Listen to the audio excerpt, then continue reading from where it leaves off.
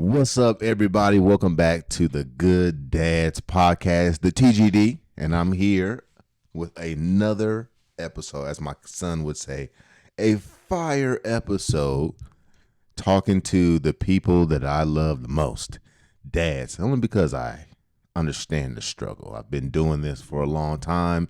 3 kids in college, 1 at home, blended family. I've done it all in this fatherhood space.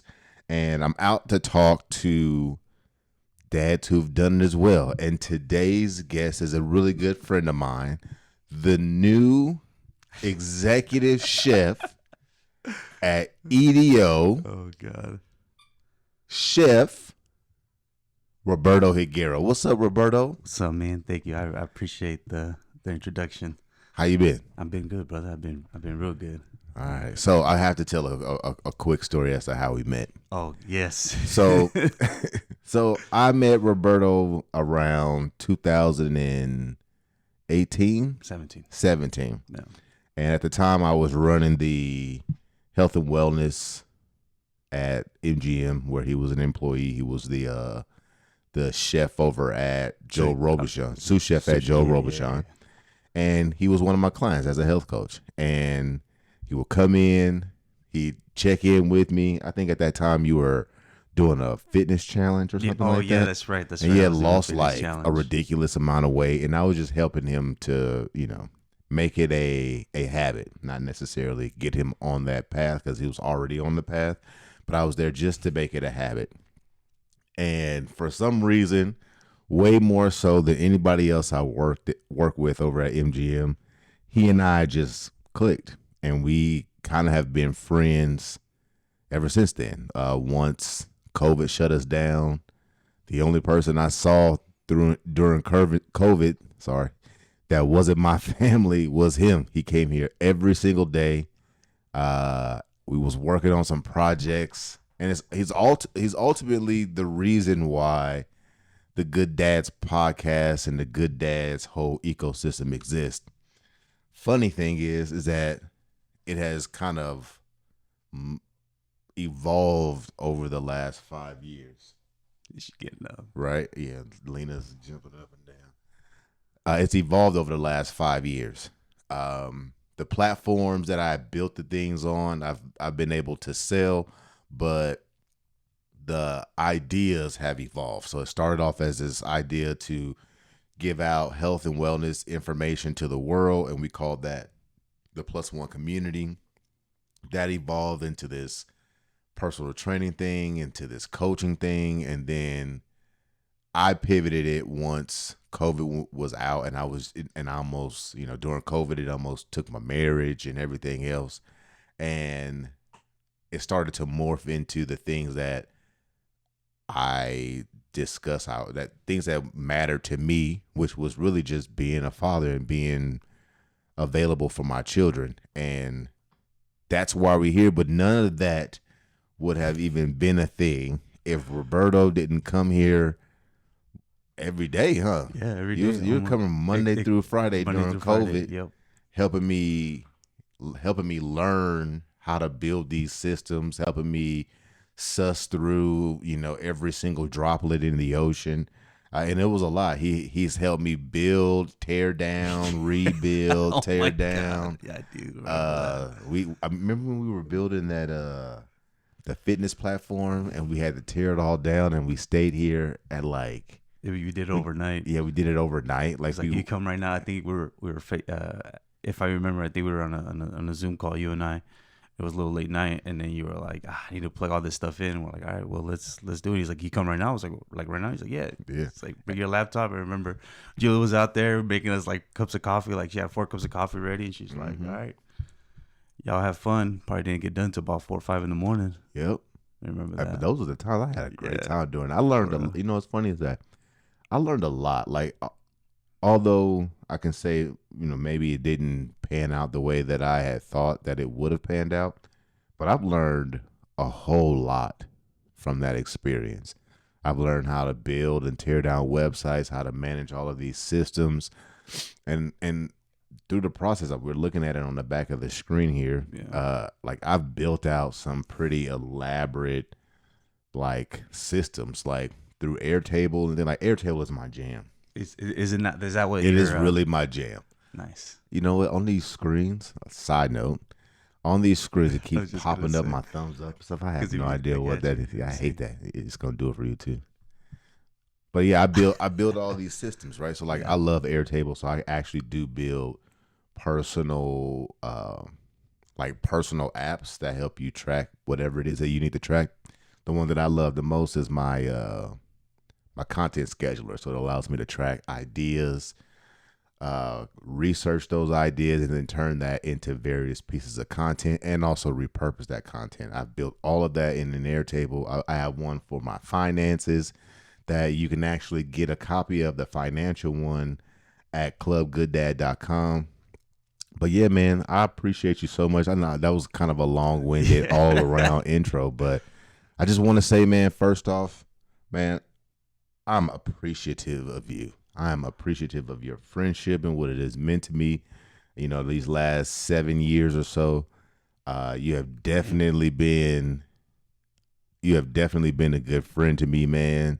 And I just appreciate you, my brother. Likewise, brother, man. I mean, I'm very appreciative of you too. I think going back to what you were saying earlier, like how we all met, stuff like that, and going through this learning experience, like even then for me too. I mean, all I know how to do is cook and cook real good, and Damn good. That was a part of that little flow too. yeah, I'm about to say I learned how to cook during that time too. yeah. Shit. Because I mean, like that's all I ever knew and all I ever did, and even in this little time of like learning how it's gonna sound like real dumb, but like working even a computer, if you will, like I never spend more than an hour at a time on a computer, and doing all that, and even seeing how things kind of work in the background. I don't know, like it's definitely helped me a lot. And even like in situations, even at work, when sometimes they talk about like SEOs and kind of like the computer stuff, I was like, I don't know what they're saying. Like I have an idea, like and then I'll sometimes even like make a comment or something like, well, what do you guys are using? You guys using like this or that? Like, oh yeah, I'm over with that app. Like really, like that's strange. Like it's a long story, but um, but yeah, man. I mean, I think I'm very appreciative of you too, man. And like I said, during that time too, I've learned a lot, and it was a great time. That's awesome, brother. It was a great That's time. awesome.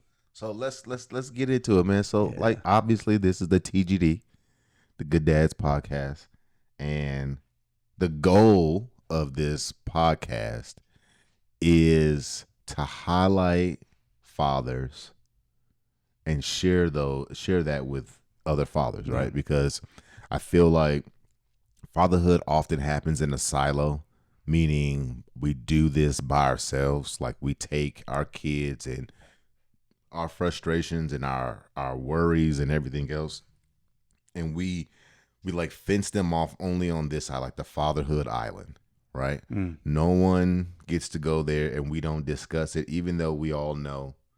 You know what I'm saying? Like it's a tourist attraction. So we go there, we take pictures. We know that you do it because I've seen the pictures, but we don't necessarily understand everything that we have to go through. And I think sometimes fathers, they see how tough it is for themselves, and it's magnified because they believe that they're all alone. And you and I have talked about some of this stuff. It's the reason why you and I talk about what we talk about, is so that we don't have to be alone in that. So tell me a little bit about your upbringing prior to fatherhood. Like, how was your childhood? What was your relationship with your parents? What are some things that you learned? Like, what was your upbringing? Well, we grew up a family of 5. Obviously, mom, dad, my older brother. I'm the middle one, and then my younger sister. And if I remember correctly, I mean, our childhood was my childhood was pretty darn great. We were 2000 babies, so we were out playing and having a good time. Yeah, I mean, I was born in '93, so don't really remember much of the early '90s. A little bit of the early 2000s I do, but yeah, I mean, my childhood was great. For the majority of it. So you don't know nothing about Ace of Base and MC Hammer and Not Humpty? not like that. No, the only reason I know is just because later finding out who they were, not finding out who they were at that time when they were big, I guess. So I was born a whole 10 years before you. Yeah, I mean, yeah, I think it's what year you were born? 82. 84. Oh, 84, yeah. Oh, shit, my math is hella wrong. Shit, mine is too, low key. That's only 9 years. But, I think my childhood was great. I think between the three of us, I think my parents did a wonderful job in doing their best that they given their situation. I grew up with immigrant parents, so sometimes the situations would be a little more difficult than what I used to see from my peers. You know what I mean? How were those different? Like what did you have to experience from your immigrant parents that when you compared them or when you saw it, it just seemed different when you saw like your I don't know what to call them, American or born and raised here counterparts. For me, I think the biggest difference was always a financial thing, whether it came down to clothing, whether it came down to events, trips, vacations. Like I always just remember all my peers and all the kids I grew up with, like talking about summer vacation, going to a different country, going to a different state, going to these amusement parks and stuff like that. I didn't really get to experience much of that. Our summers were basically Like my summer's poor. yeah, poor. Like my mom's side, my uncles, they were frequent to Mexico a lot. And basically, they would always ask my mom, like, hey, can we take the kids with us down to Mexico? Mom would be like, sure. And we spend basically our summers in Mexico and, just chilling, living off, hanging out with grandma and, just giving us, I guess, whatever they had available to. Yeah, giving you what they know to be so, right. I think that's the beauty of like the transition of generations, right? Is that like those older generations just give you what they know, right? Yeah. Like, and I think that's love. Yeah, that's I know what they in knew. this new generation, there's a lot of like turned up noses to that, but I feel like that's how you get love, right? Is I'm going to share with you the best practices and principles because I already went through it. Yeah. You know what I mean? Like, I don't know how much those actually like stick or are true, because I also believe that, the world that I am preparing my kids for, that I don't know what that world looks like. I don't even know if this one is going to exist. And I say that because like the world that I'm growing up in, that I grew up in, is vastly different from the world that my dad grew up in, right? Yeah, my dad grew exactly. up one of 10 in Beaumont, Texas. You know what I'm saying? Yeah. And they were poor. The society dictated where they could go and where they can be at the time, what high schools they went to. So the stuff that my dad was protecting me or telling me about the world, some of that wasn't even true, right? Like how mean white people are. That was one of them, right? Oh, really? For my dad, for my dad in Southeast Texas, in a small country town, that was 100% true. I forget. Right? I forget, yeah. It's not as true in the 90s. I'm not saying that it's not true completely, but it damn sure don't show up the way that it showed up for my dad in Southeast Texas, right? So he's telling me that I need to be prepared for all of these things that I've still yet to see. You know what I'm saying? I've still yet to see that. So I find that to be kind of fascinating as well. You know what I mean? So I know that you, because I FaceTime you. I have watched your mom cook. Yeah. I have asked for pointers, and clearly she's the best cook of the house, despite you being the executive chef. She's clearly the GOAT in the cooking part, because, man, everything that you've ever brought over here from her, the tortillas, the salsa, the chips, she was making homemade chips. Oh, my God. Yeah. And I'm a sucker for Mexican food. That is my go-to. I can eat Mexican food anywhere and chicken fingers. You know what I mean? So those are my favorite dishes. You ever had Mexican chicken fingers? Is there such a thing? No, but I mean, I just thought of it like you just take some chicken fingers and put it on a tortilla. No, I mean you just chicken finger taco. Toss them in some salsa instead. I just created something. What did you chicken finger taco? I think they kind of do that already. What's it called? A crunch wrap or something like that? I mean, crispy chicken taco. And I'm just kidding. Maybe not breaded or floured or anything like that. Fair enough. So I guess no. I mean, I guess that's kind of the thing. But chicken finger taco. It's real, just crispy chicken.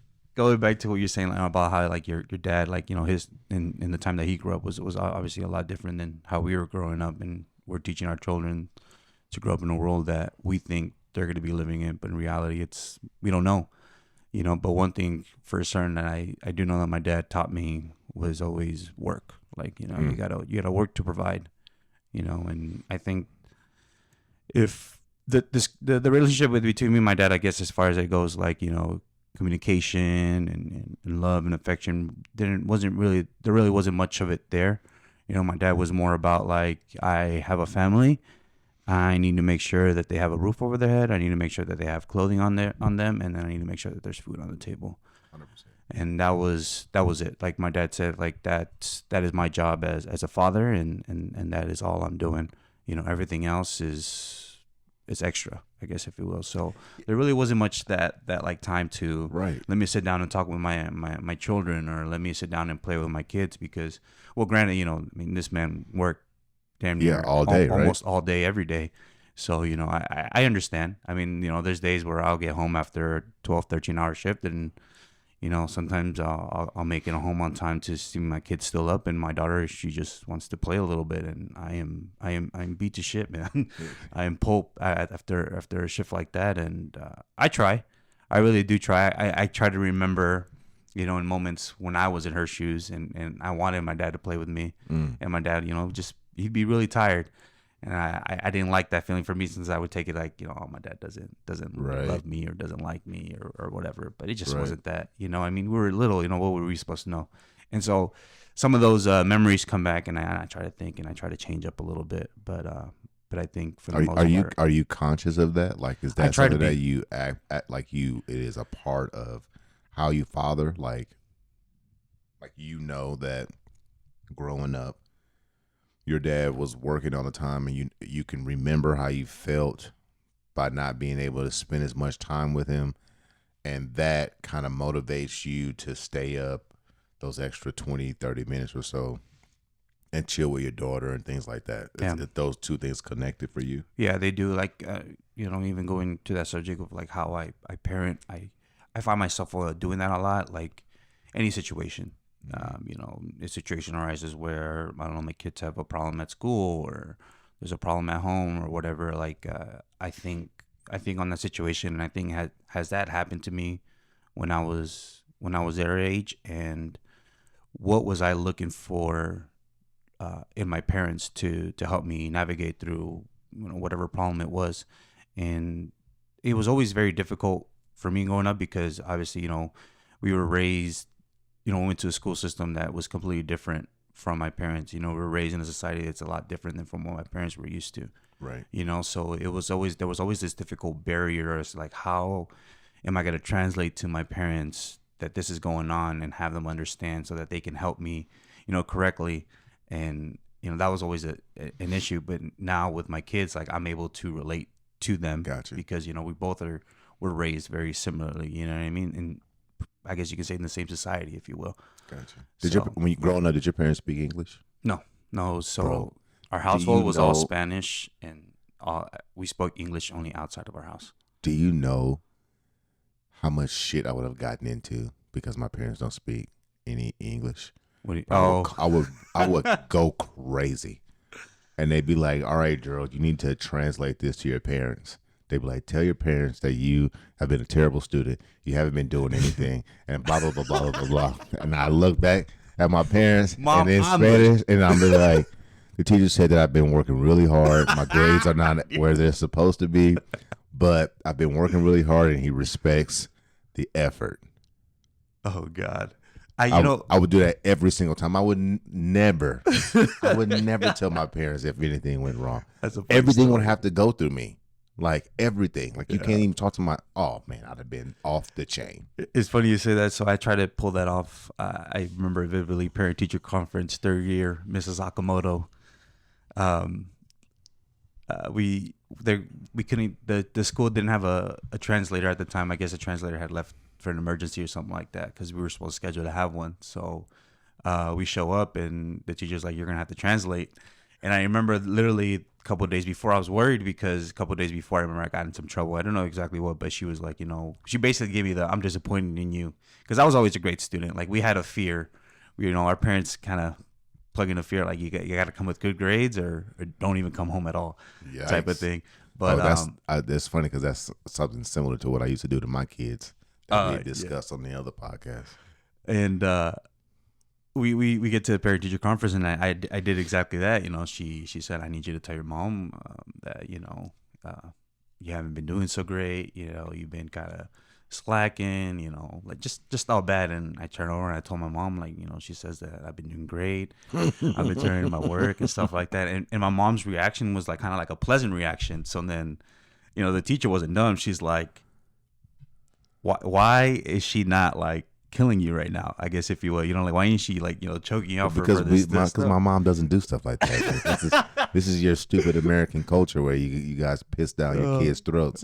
So no, my mom is like, oh, she's understanding that there's some silver lining here. No, so she was very doubtful, and some way somehow kind of like try to tell my mom that no, like, bad, no good, no good. And my mom was like, all right, motherfucker, you need to translate correctly or it's your ass when I get home. And, you know, You that told her? I told her. I mean, I told her, and yeah. Nowadays you can't even do that because you got Google Translate and everything Yeah, you else. can't Like, do that there's no more. so many workarounds. Like, I quick Yeah. quick note. I feel like back then, especially for me, I could have done anything, and my parents would have never found out. Yeah, I mean, You know what I'm saying? Like now, my kids can't do anything without me knowing. I know their exact location. That's crazy to me, yeah. right? Like, I think the world, the kids, they're safer as long as you're doing some minimal monitoring. Yeah. You know what I mean? You ever think about that? Like, you ever really think about like the times that you've been out and just something that maybe, like, okay, so for example, like one time I remember I was out. My mom was like, "Hey, where you at? We're at a friend's house. We're chilling. We're just watching a movie." She's like, "All right, be home by 10." Like, all right, cool. 8:30, we were out at Sonic getting something, and we were getting ready to come out from the Sonic drive-through, and then there was a car that just like zoomed, swerved, and like crashed. Damn. And I'm over here thinking, like, what if my friend would have gotten a little further down, would have hit us, you know, would have been, you know, completely bad, and my mom, you know, would have had no Would've known. idea. She thought I was at my friend's house, but clearly Right. I'm somewhere else. And there's been multiple times where, like, I think about like scenarios like that. Thinking about it now, I'm like, dang, like if that would have gone sideways, For real. no one would have known. For real. My mom, my dad, no one, For no real. one would have known. My upbringing was a little bit different, so my stories involve like running from the police and stuff like that, right? So it's like, I remember one time walking from my parents' house, my dad's house, because I was living with my dad. Walking from my dad's with my buddy to the gas station, and it's a group of people at the gas station because that's kind of what we do in the neighborhood that I grew up in. Just a group of people at the gas station. We pull up there to go get something out of. I think we was getting like Black and Miles or something like that.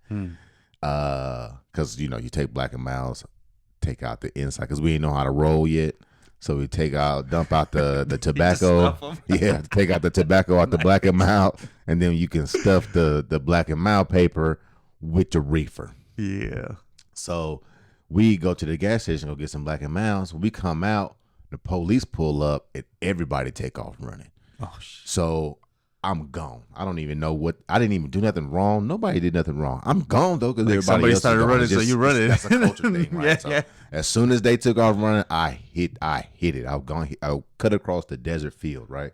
I'm hiding in the bushes, waiting for like the chaos to come, and I don't know what the hell I was thinking, but I was like, maybe if I just stand up nonchalantly and just walk back to the gas station, it'll look like I don't have nothing to do with this, and I'm just cutting across the desert to get to the gas station. So I do it, stand up, and just kind of walk back. I think I took 7.5 steps before I put my right foot on the ground. It was like, freeze, motherfucker. Oh shit. Yeah. And I'm like, dude, if something were to happen to me, my dad wouldn't find out until tomorrow. Damn. Like we didn't carry no IDs, no phones. It would have taken you all day to figure out who I was. It's crazy to think that, right? Like we live in a world right now where our kids are ridiculously safe, Yes. way safer than they've ever been. But the world's media or the news circuit is so concentrated on the negative that it makes you feel that in a population with billions of people, the 2 or 3 times something bad happens means that it happens for everyone all the time. Yeah. You know what I mean? And I don't necessarily think, believe or know if that's true or not. However, I feel like the world is safer because some of the stuff that I could have done when I was in high school and did do, my kids could have never done it. No. Without me. Maybe like 10 minutes into it. Like, exactly. Where are you? What are you doing? Exactly. And don't get me wrong. The kids can do a lot of stuff. But like I was able to sneak out every weekend, every night, not come do this. Not my dad was also a little bit more lenient with that. So he was like, if you're not here by 10 o'clock, stay where you at. So I had a lot of freedom. That's crazy. Yeah, it's crazy. That's crazy. I had a lot of freedom already. So that you know what I mean? So Yeah. my kids, like, don't get me wrong, my kids have done some stupid things, especially that middle child of mine. You know what I mean? She has definitely tried to circumvent the rules. You know what I mean? But even her circumvention wasn't nothing close to mine. Yeah. You know what I mean? And I was in the streets catching buses to the other side of town. I was doing the thing. Yeah, it's crazy, right? Like, I mean, even like just hearing you speak about the situations, like I remember when I was like 17, 18, like I'd be getting on a bus like to go figure out what it was that I was trying to do. You know, if I needed to get somewhere, like I'm like, I'll make it happen. Like catch the bus, right? Catch the bus, go here, go there, do that. Like nowadays, my kids like, never smelt the bus. for real. I was just no, that's a lie. That's a lie. If they did, it was a field trip to go somewhere at school. That's the only time they ever been on the bus. Like it's nostalgic. Like you, oh yeah, so you been. My kids. Yeah. This is what my kids say. I've been on the bus, Dad. Oh yeah, when? The shuttle from the airport to the rental car place. That ain't the same thing. Oh, it's not? No, it's not. The same thing. Shit, man. I used to take the bus to L.A. The Greyhound. Oh, damn. Yeah, when I was in high school, my mama lived in Oh, LA. that's right. That's so right. I would take the Greyhound bus there because we couldn't afford the flights, and I couldn't drive because I was only 15, 16. The Greyhound bus ticket was like $60. You know what I mean? Two-way. Yeah. But, So yeah, a lot of those my kids would never. I got a question for Yeah. you though. Do you think that the way kids are being raised today makes them more or less prepared for the future? I think that would depend what it is exactly they're learning to be prepared for the future. No, you can't. Don't sidestep my question. Just No, answer. I think Obviously, it depends on that. present day, like, you know, from the vast majority of the stuff that I've been seeing online and stuff like that, I personally don't think so. No, I feel think they like are. there's. You think what? I think they are. They are. Why is that?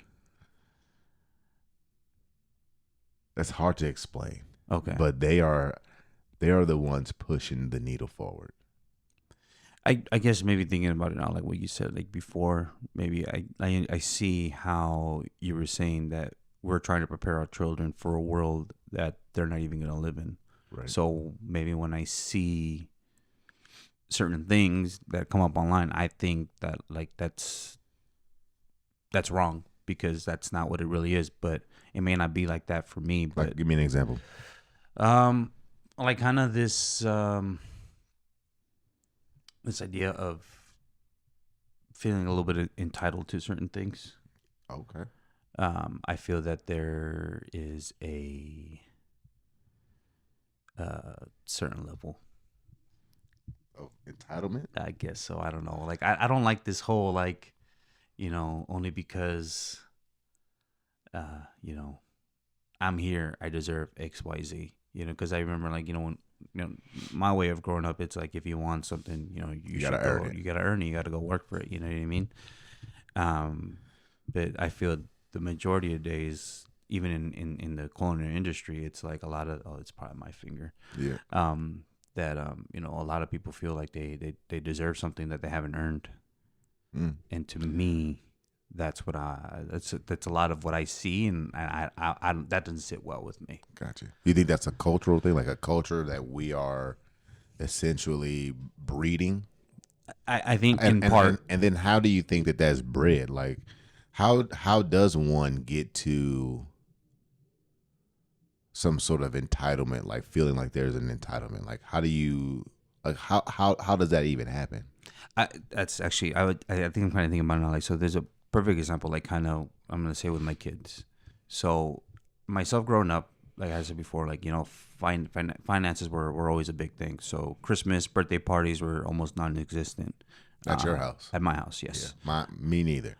So like Except we didn't, for religious purposes. maybe we got a couple pairs of socks and some underwear type deal, Right. Um, but my kids now, we go all out. Sometimes we'll spend a good $500 on each of them for Christmas presents and stuff like that.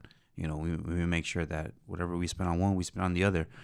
But the other day, the girls were talking about, oh, like I can't wait for next Christmas, because I'm gonna ask for this, I'm gonna ask for that, like, just kind of the way they were talking, it kind of rubbed me the wrong way, because it's like you can't just like ask for these things and have these things appear, like, you know what I mean? Like, you guys need to understand that this takes like hard work and dedication to get to. But then I stop for a second, and it's like, well, the reason they are like that is because I'm providing these things. Exactly. Exactly. I think about how I was growing up, and I'm like, damn, I don't want them to get a taste of that. So here, have it all. Have it all what I can give you, and then decide to get mad for the end result of them, like, feeling like they deserve these things, and which in part, like, I get a little upset about it, but I don't, because it's because how you said, it's like I'm the one that did this. I'm the one Right. that made it this way. So it sounds like we say that kids are entitled because they expect what we do for them. Yeah. That's not fair to the kid, is No, it? it's not. It's not. It's not at all. Not at all. Right. I think we Not at all. I think that conversation for me is always a tricky one, right? Yeah. Because you set out in this parenthood thing, trying to provide your kids the things that you have identified would have been beneficial for you if you were growing up. Right.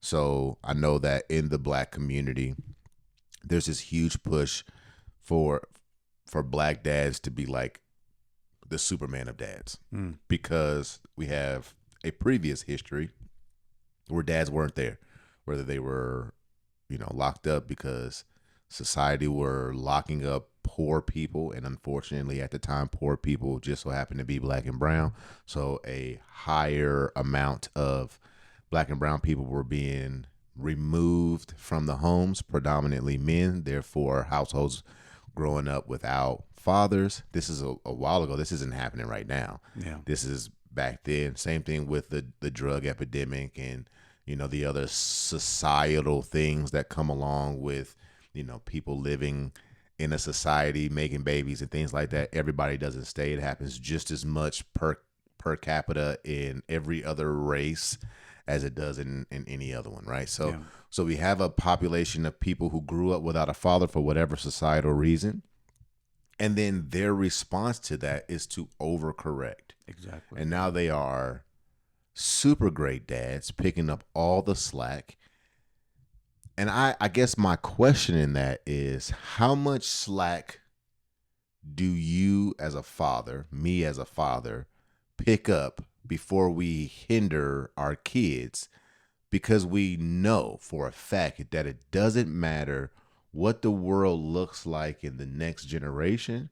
You're going to have some resilience, and you're going to have to be able to work through some life things. And if dad is now programmed and conditioned, right, to fix everything, then where is the opportunity for the kid to fix it for himself? And the longer they don't, the more it feels like, to me, or it seems, or it looks like entitlement. Yeah. Right? Like, because I've caught myself in those spaces too, right? I've gotten there with my own kids saying stuff like, "You don't even know what it takes to get here." You know what I mean? Like you don't even know what I had to do. You know, I had to shell out a boatload of, and I'm an over communicator. Right. So my son, and this is first world problems, right? Don't get, I'm not even going to argue. I'm not even going to hold you with this is first world problems. There are other communities and people who have way bigger pressing things to deal with in life than what I'm about to share. Right. Right. So I took my daughter last month, actually it's been about 3 weeks, to Kansas so that she can go to school.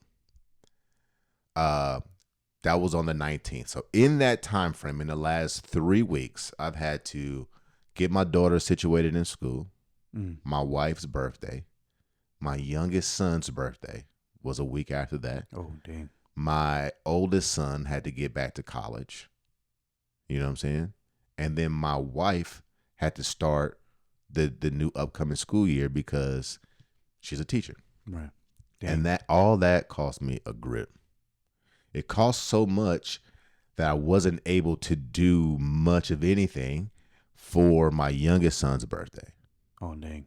Right? Right. He literally got to go ride a go-kart that cost me $65, have his homies come over where we bought like pizzas and things like that, but that was about it. No gifts. And he had asked me a couple times, like, did you give me a gift? And I was like, no. Because I didn't. Right? And he was, I can sense that he was a little bit down because I don't think he was asking for a gift. There's something that he really, really wants. Right? And he's wanted it for a year. And he has talked to me about ways that he can earn the money for it and so on and so forth. And it's just never has come to fruition. He wants a gaming PC. This is the first world problem part, right? He wants a PC. It costs $1,000.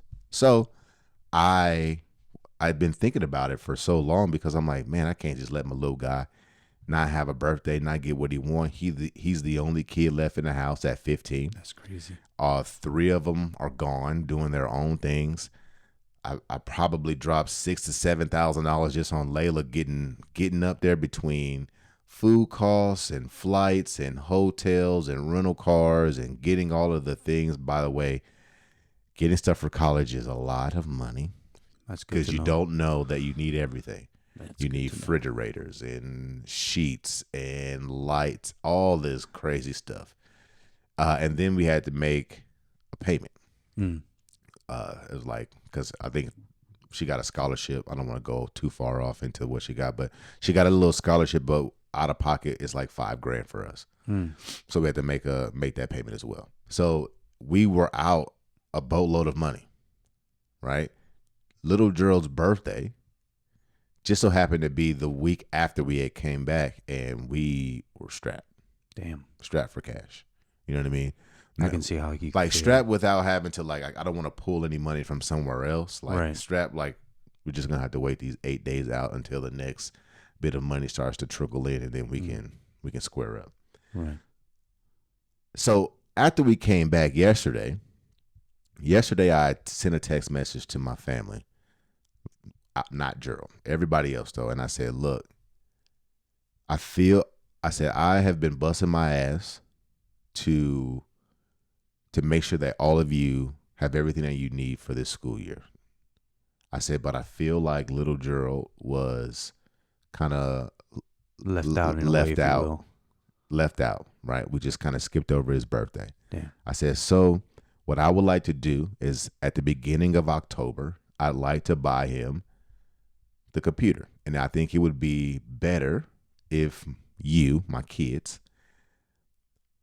contributed, because that shows that you understand how much of your stuff kind of overshadowed his thing, what he had going on. And they were all super receptive. And that's what awesome. I want, right, from my family. Like that shows me that they aren't entitled. But also like the reason why I was telling that story is to go back to what you're saying. Like there are a lot of families that can't do that, right? is it entitlement because I do that for mine? Am I creating entitlement, or am I creating the expectation? Because that's the balance that not the balance, but that's the conundrum, so to speak, that I have with evaluating those two statements. On one hand, I can say that this is entitlement. On the other hand, I can say that this is elevated expectations, that my kids have something available to them that I never had, and they are meeting their environment as far as their expectations. I could never expect for $1,000 computer at 15, but my son can. Are you spoiling your kids because they don't have to scrap and claw for every little thing? And don't get me wrong, I'm not rich by any stretch of the imagination. I'm not even wealthy. I am middle class. You know what I'm saying? If not lower middle class. Shit, if you're lower middle, oh my God, where does that put me?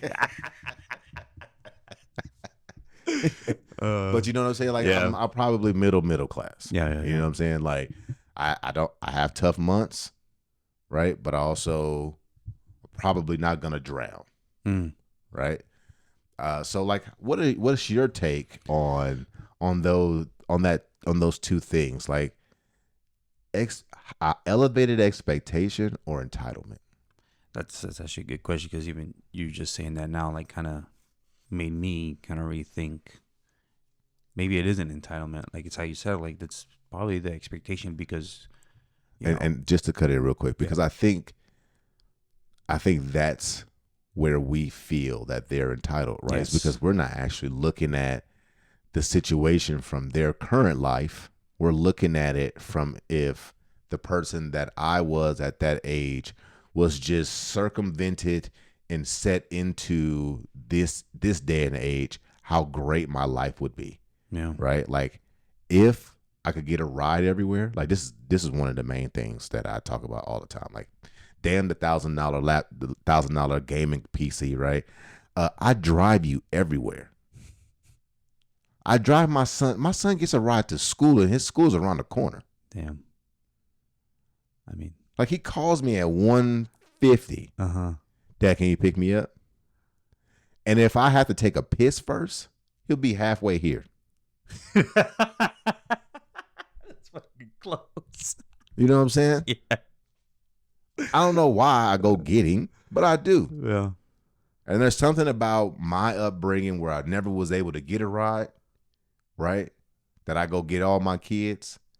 The fact that my wife was raised always getting a ride also kind of plays a role into why my kids get rides everywhere. And then also, like, I'm a little bit smitten by what society says, right? Yeah. Like, I'm a little bit swayed that it isn't that safe out there, so I don't, or maybe it's a control thing, right? Where I want to be the one to make sure that my kid gets dropped off and picked up, because I remember when I got to places, I didn't always stay at places. Right. So there's all of these things kind of, Yeah, you know what I'm saying? I know exactly what you're Like, saying. if I started this podcast so that I could have real conversations about all of fatherhood, not just the stuff that makes us look like we're strong and everything else. Like, I'm talking about all of it. Like, yeah.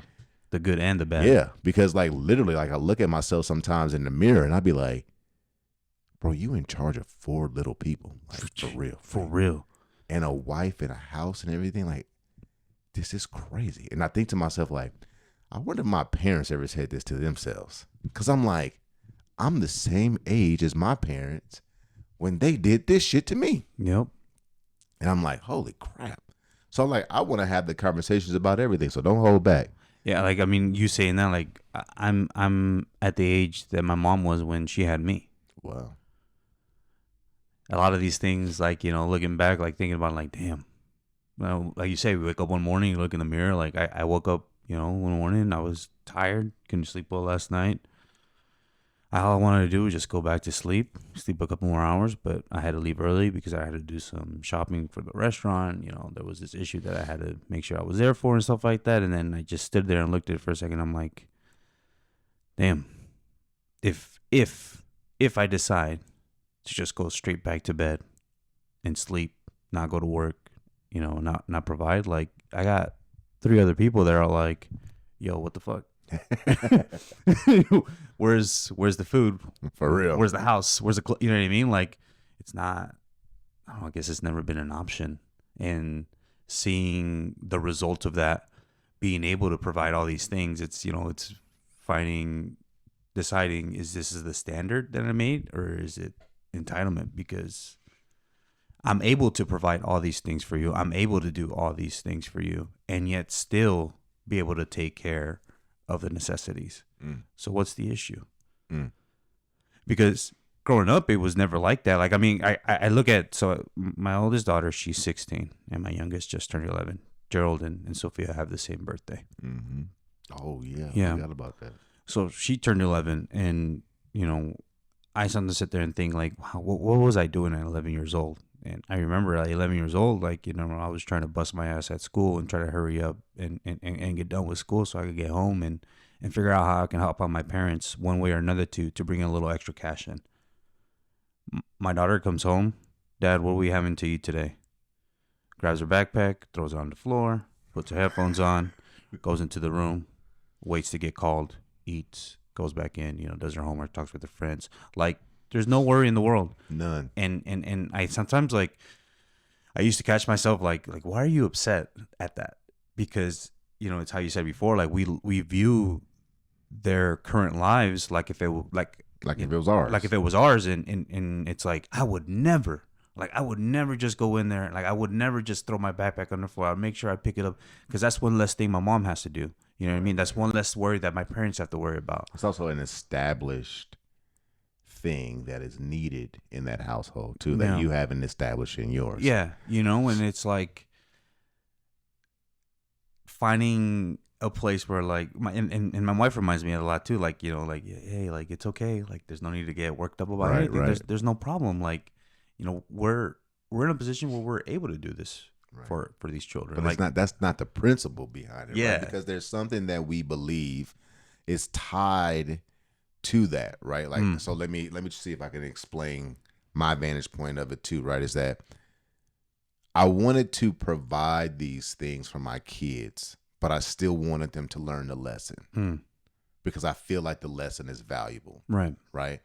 Taking care of your belongings and things like that. Like, my son has lost 3 effing basketballs. Jeez. These basketballs are like $90 a pop. Oh, wow. And he never goes look for them. He's just like, oh, I just lost one. Dad, 2 weeks later, Dad, can you buy me a basketball? And I'm like, didn't I just buy you one? Hell no. Right? Yeah. And he's like somehow pissed off at me. Because you can't buy one. I'm like, no, you lost the basketball. So it's like, he expects that to not be an issue, right? Because, and I'm resistant to that, because growing up, if I lost my basketball, I'm not getting another basketball until next year. Yeah. Or I had to steal somebody else's basketball if I wanted one. If somebody stole mine, I got to steal somebody else's, or I'm going to go without a basketball until the next big event. Usually it was just my birthday, because I grew up Seventh-day Adventist, so we didn't celebrate no holidays. Yeah. My dad didn't celebrate nothing but Thanksgiving. So I don't have no Christmas trees, no nothing. We only celebrated Thanksgiving. So I'm always stuck on that. Like, how much of the stuff that we do for our kids is really just trapped in our own beliefs or our own foundations of why we aren't doing that, or why we have made the adjustment now. And now we're seeing kind of like, maybe there's a challenge there. Like, did we make the best decision? Yeah. You know what I mean? Because I always hear people like, oh no, you're supposed to make your kids work for money so that they have value for it, right? And I do that with my kids, but I also don't. I've taught my kids that money isn't that important. You know what I mean? So because I've taught my kids money isn't that important, they treat money like it's not that important, right? Like, I've taught my kids that money is just a tool to do things in life that you want to do, that you should do, and that you have to do. That's the only reason why. It doesn't make you a better person, doesn't make you a worse person. It amplifies the person that you already are, But outside of that, it's just money. And that's all I've taught my kids. Mm. But also, like, if you teach them that, then you can't also teach them that they have to value every step. You have to teach them the work part so that they can value the work required to get the funds, to get the things that they want, need, and everything else. But at 7, they're not really doing that, right? Yeah. Like all they're worried about is just being a kid. Right. And then society is so kind of crazy now where it's like, if your kid is supposed to perform well at school, in a sport, at their church function group, it's super hard to also add in all of these other things. So where's the balance at in regards to that? Do we fill up a kid's plate with all of these tactical things and don't allow them the space to kind of figure it out? Or do we give them the space to figure it out at the risk that they won't have any tangible or tactical skills? That's tough to really. That's a tough one to kind of figure out, because I think even then, like, I'm still trying to figure that out myself. Yeah, I completely understand that. From the point, it's like, how much. By the time you figure it out, they'll be grown. Yeah, for real. I mean, like, it's not much longer. You know, I got 2 more years. Shit, you know what I mean? Technically, because nah, they don't go. They get more expensive at that in 2 years, bro. Yeah, trust me. You know, but how you saying, like, right? Like they'll be grown by that time, and you know, maybe, yeah, you're right. Maybe I'll be like, I finally got it, but by this time, you know, they're 27 and you don't have a 22 say anymore. Yeah, right. You know what I mean? Like, they're their own person now. But that is definitely a struggle that I find myself living into on a day-to-day basis. You know, sometimes at the end of the night, you know, with everything else going on, it's like, did I teach my kids like a life lesson that they are gonna then later implement to themselves, or are they just gonna wait on dad to do it for them? Right. You know, because that's our ultimate goal, right? Isn't Yeah. that's your goal? Is like your goal, your job as a father is to prepare your kids for the life that they're going to have to live right? on their own. Right? Is that safe to say that you agree with that statement? That that's something that you also are trying to teach your kids? Yeah, absolutely. I try to, but also, like, for me at the same time, like, one of the ways that I show my love for them is to not necessarily like shower them with like a lot of I love yous or anything like that, but more of like doing actions for them. Like, one of my favorite things to do at the end of the night when I get home, and it's a weekday, a weekend or whatever, the kids are usually up a little later. I'll get home, they're chilling, they're on the living room, you know, they're watching a movie with Allie, or just them hanging out, and I go home, I say hi, and the first thing I do is like, do you guys need anything? Do you guys want anything? And each individual one kind of shoots out like a little meal, like, oh, I would like some chicken tenders and some fries or something. Oh, can I get a mineral water and some guac and chips? Oh, can I get some fruit and stuff like that? And I'm like, yeah. And I'll go. This You're short order to cooking now. Yeah, like, you know, like, this is at the end of a long shift. You know what I mean? Like, I'm tired. I just want to come home and rest. But you better go warm me up one of them frozen burritos. You know, sometimes I do want to say that. You know, after a while, after doing these things for them, and really enjoying and seeing their faces and seeing that they can. I never had that ability to come home and ask my parents for stuff like that, and then have them bring it over to me, and you know what I mean, and be able to sit down and watch a TV or something without having to move a muscle, and have this stuff brought to me. Like, to me, that's just like, I just want to let you know that I care for you and that I love you, and, you know, like, here you go. Right. And then after a while, it's like, you know, I'll get home one day and I'm just like, all right, today, as much as I want to do it, I cannot. And they'll get home like, Dad, I'll have yeah. And I'm like, you mother, please, at least, or something, you know. But then it's like going back to like, but you set that standard. You set that standard. Yeah. I think that's the part, is that we want something in return when we feel down. Yeah. Right. Is that I am perfectly okay with this expectation, but when the work that is required to give you this starts to weigh on me, then I want to know that you appreciate the work, because I'm starting to second guess it. And I think that as men, we have to do a way better job of expressing those things, expressing that exact moment. You know what I mean? And let me go back a little bit, Okay. because I don't necessarily believe that I can just say that you have to learn to express it. Because expressing things, there's multiple steps, right? Ideally, I would love for you to be able to express that out loud, right? Most of us cannot. If you cannot, then you have to be able to apologize when you recognize that you did it. And the reason why you apologize is because what you're doing goes against your actual real expectation. Interjecting how you feel about it to them goes against and I'm talking about responding, not having the feeling. Right. That needs to be discussed. But responding in that feeling without discussing it, you have to be able to address that when you recognize that, right? And then you have to do the work on the backside to really get down to the nuts and bolts as to why, when you get overwhelmed, do you need your family to validate that the effort is even worth it. And I'm not saying it ever goes away or that it's easy. I just feel like you should know that those are the steps.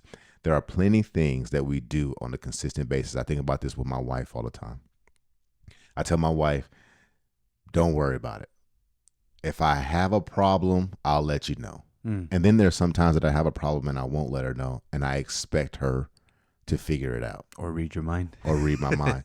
Because, you know what I'm saying? Like, Yeah. if I'm being honest, like, that's what we want in a relationship, though. Absolutely. Like, I hear all this bullshit on the internet talking about how you don't want, like, no one can read your mind, so on and so forth. But that's why you build a relationship. It's so that you can get closer and closer and closer to that.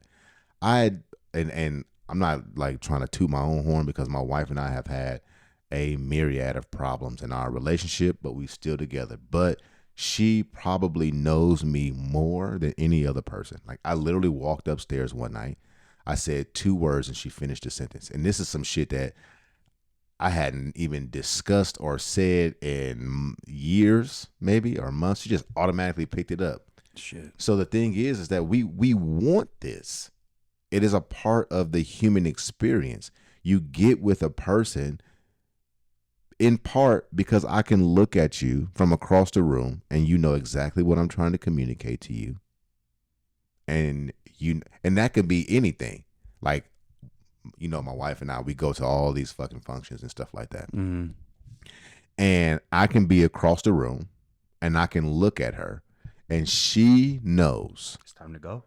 a bunch of things. She will know if I'm saying, I'm so sick of this conversation, save me. She knows if I'm saying, start saying your goodbyes, I'm ready to go. Right? Yeah. She knows if I'm saying, I gotta go take a piss. Let's go. Because we move together. Yeah. You know what I mean? She knows when I'm like, you want a drink? You know what I'm saying? Like, I'm standing in the crowd and I'm like, she's like, I got it. She knows exactly. You know what I'm saying? Like, we want those things because that is the outward proof of your connections, right? Like, you feel your proof, you feel that connection, but you want to see it. And I think sometimes we start to want that from the people we provide for, and kids are the worst because they don't give a shit. Oh, like, you work 12 hours? I'm sorry. I still want a breakfast sandwich at 5 a.m. in the morning. And I'm going to challenge that because that's not how they say it. Oh. They say it like, great, Dad is here, and Dad always makes us a sandwich. Yeah. And I'm literally staying up right now to wait for him to come home to make me a sandwich. Yeah. So they're not even aware yeah. that you also need validation. You also need to be told by them, Dad, thank you so much for doing this for me. But to them, like, it's not like you go outside and you say thank you to the universe for providing you air with every breath that you take. Right? Yeah. You expect to be able to inhale and not die. You're not wrong. I mean, right? yeah, You yeah, expect it every rip. yeah, And I think our kids view us the exact same way, yeah, right? You set the expectation. You're the one that goes in and says, this is what I'm going to do for you. And you can count on me for doing that. yeah, And I'm going to tell you that if you ever do that, don't expect a thank you. yeah, Because a thank you was never established from jump. yeah. I think sometimes that's the hard pill for me to swallow.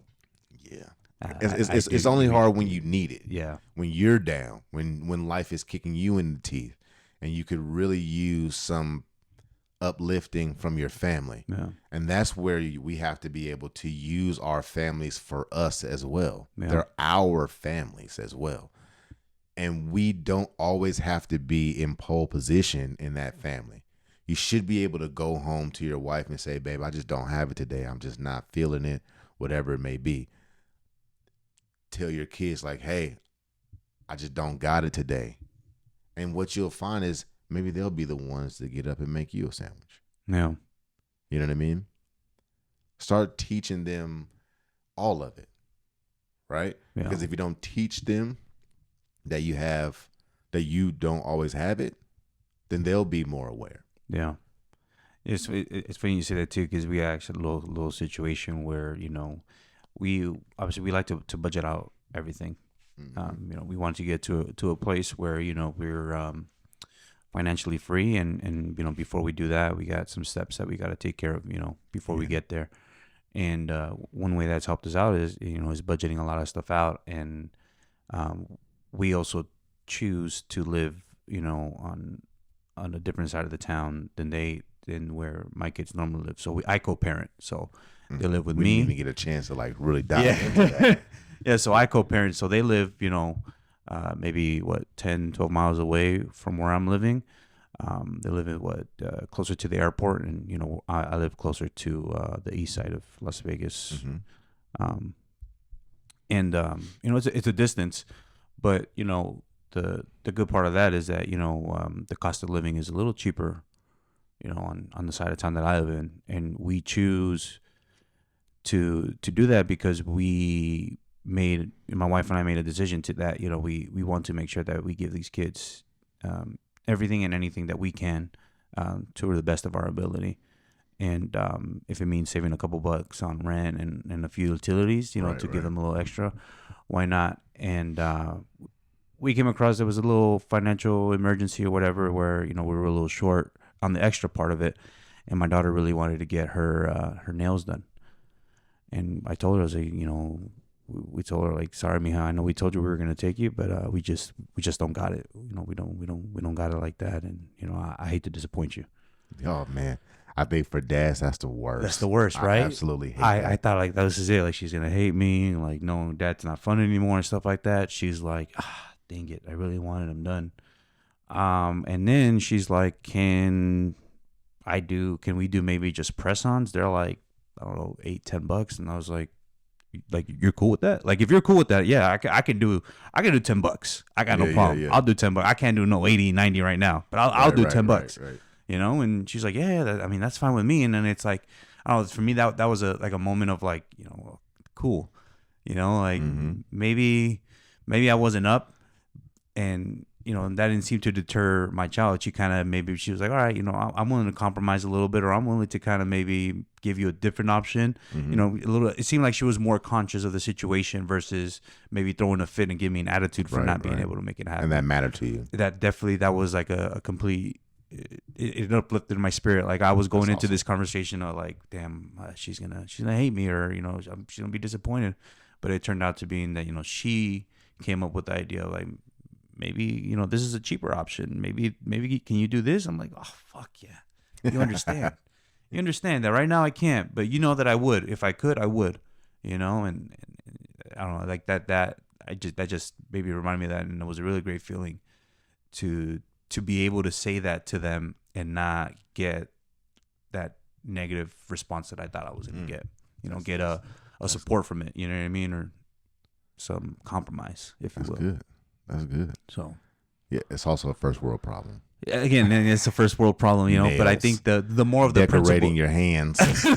more of the principle of it, you know what I mean? Right. Like the fact that, how you said, like sometimes we don't got it, and being able to communicate to them that, today, as much as I've been giving you guys everything that I can, today I can't give you much, and in return they either, they understand, and they're great about it, or how you say, maybe they might get up and make me something for it too, maybe they might turn around and make me, give me a nice little get up. So that was Yep. a wonderful. You just got to start to teach it. Yeah. You have to reinforce it. You know what I mean?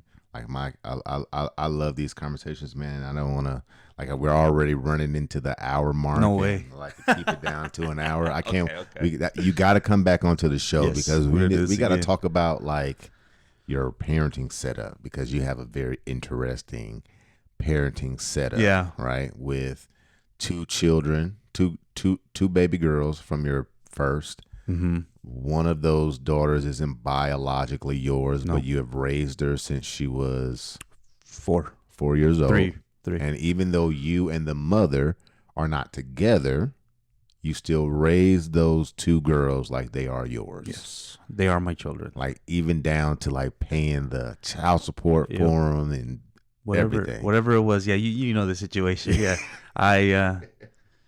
you know, I think real quick before you go, but I think a part of that, it was very easy for me to do that because growing up, my mom was like the neighborhood nanny. So every day at the house, there'd be 5, 6 different kids. But the one thing that stuck out with me the most is that my mom treated everybody the same. Only because we were her children didn't mean that we got special treatment. Like, we couldn't do any fuck shit either. You know what I mean? Right. And I think seeing that and growing up with that it don't matter from who you came from or whatever, you're still going to be treated like, as a human being, or like to the standards that I grew up in my home, kind of carried over and made that, it don't matter that, you didn't come from me, you're a Once child. you've made that decision that you're mine, then you're just mine. Yep. And that's how it was. Like, you don't even know it yet, like, but I'm your dad. Right. You know I what find I mean? that so interesting, though, like how we come to these conclusions, because they're all so different, right? Yeah. Like, because my oldest son isn't mine biologically, right? And I treat him like he's my son. I don't refer to him as anything other than my son. You know what I mean? And I actually do that because my mom, when she divorced my father, she had a guy that she was dating at the time, and I hated him.